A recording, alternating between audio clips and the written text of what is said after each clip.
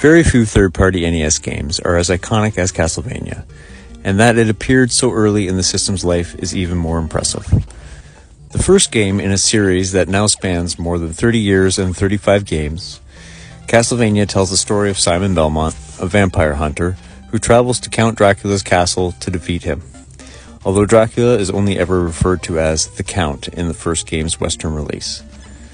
Along the way, Belmont faces a number of other iconic monsters, including Frankenstein's monster, Medusa, the Grim Reaper, and even a couple of mummies for good measure.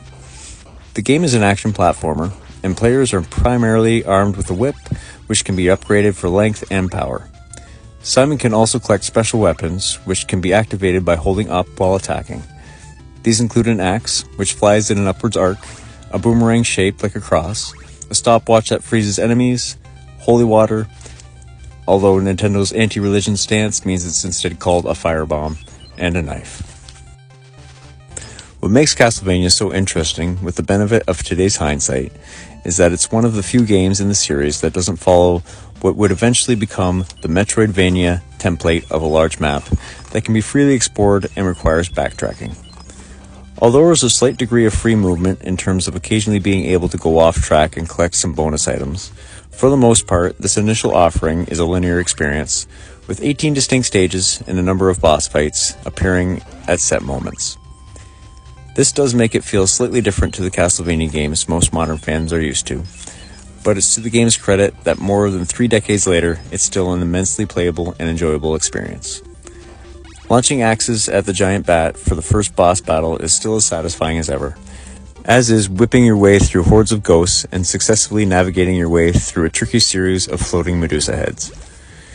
It isn't without its frustrating moments. For example, there are plenty of bottomless pits dotted around the castle, and many enemies cleverly placed in such a way, taking a hit from them will inevitably result in you falling directly into a hole and dying instantly.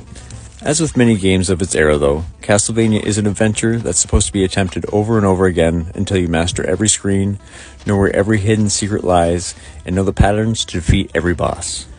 Most impressive of all is the way that Castlevania actually makes you feel like you're on a journey.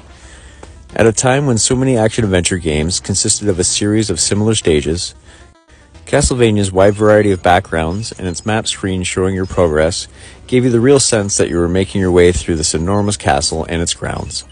Without using a single word, its level design told the story. Cheers!